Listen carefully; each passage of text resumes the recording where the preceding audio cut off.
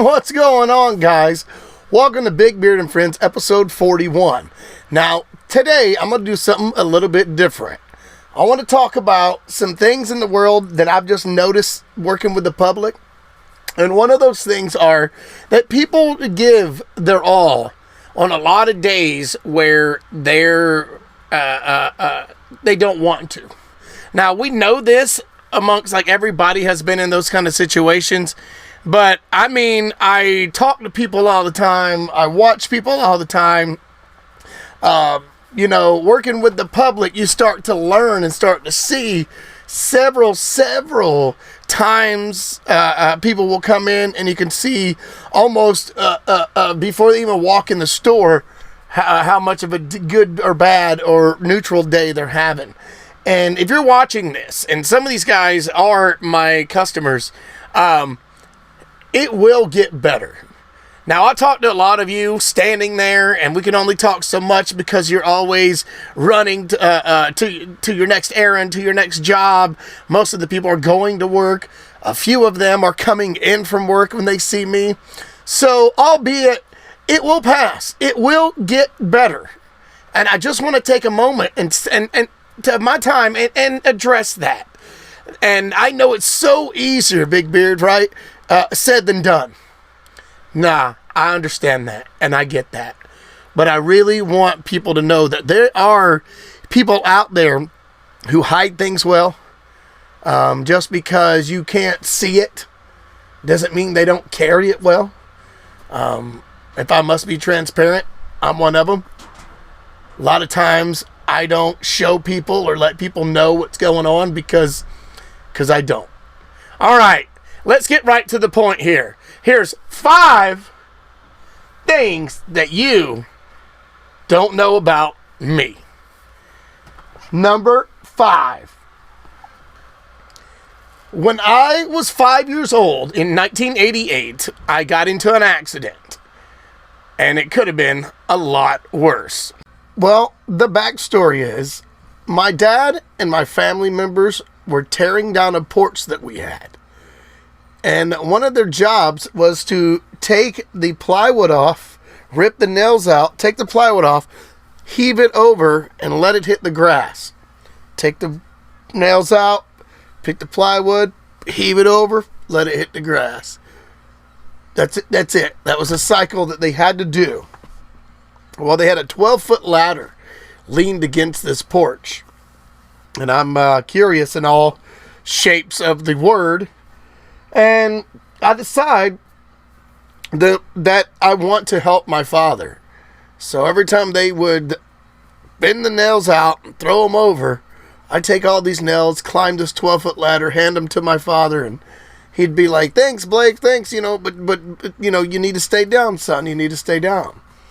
Well, I didn't listen to him.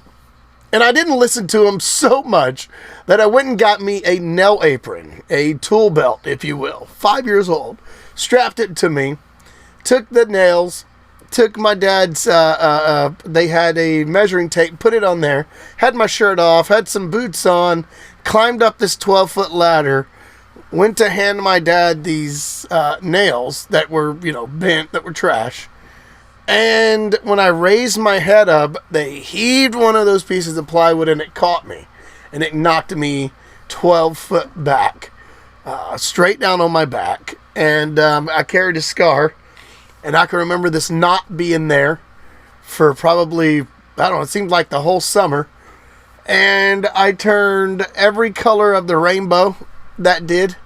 That's what I said. It turned red, blue, purple. I remember like a yellowish and a brown. And then it just slowly went away.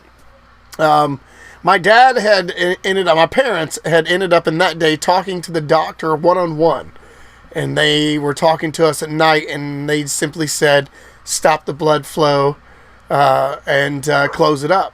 So when he did that, I put duct tape on it and that's how we survived. Well, that's how they survived me. But yeah, that's one thing. Number 4.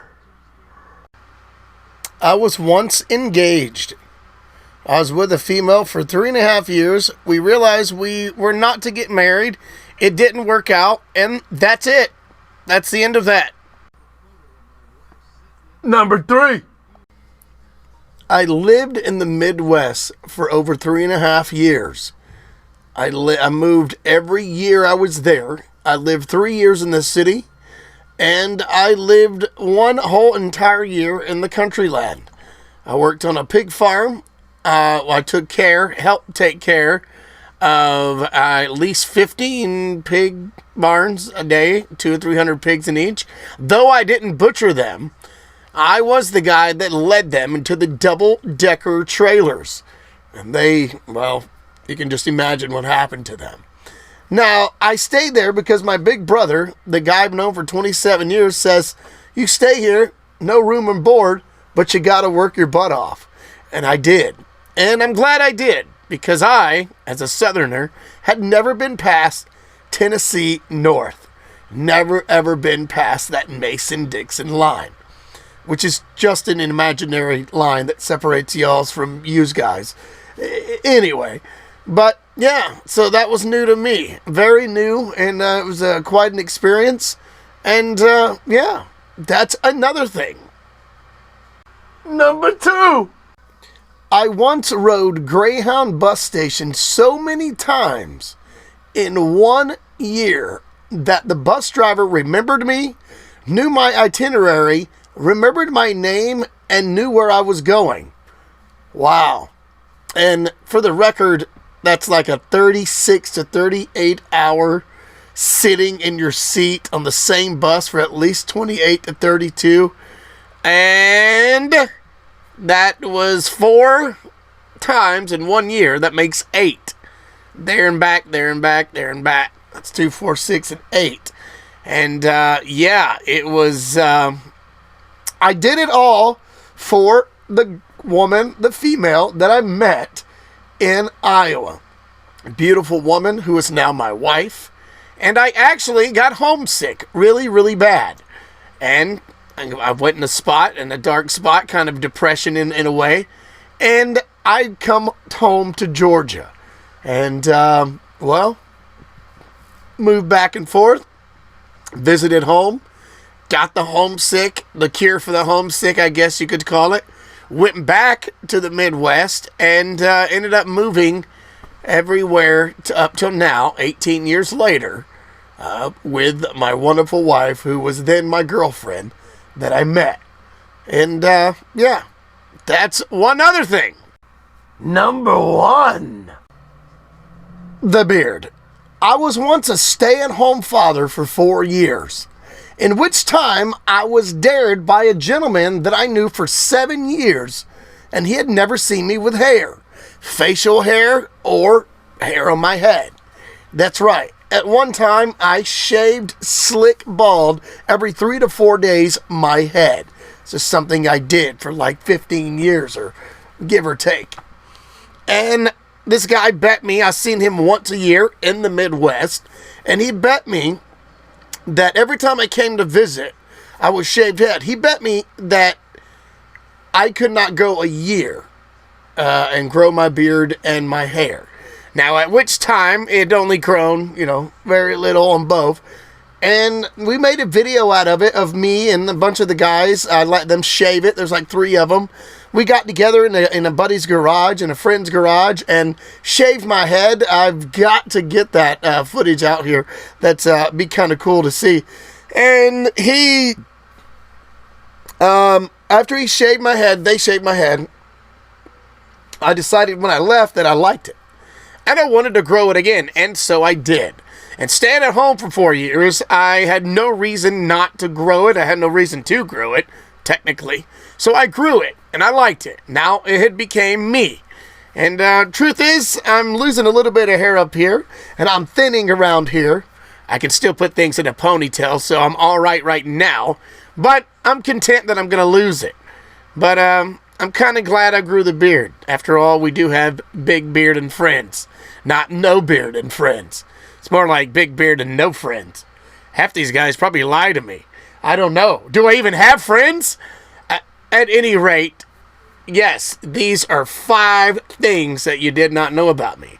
Whether you find them to be interesting or whether you find them to be, well, whatever you find them. Tune in next week where I have 5 more interesting or non-interesting things that you didn't know about me. Now I'm going to let this music take us out. But there's 3 things I say, oh yeah, love, peace, and chicken grease, guys.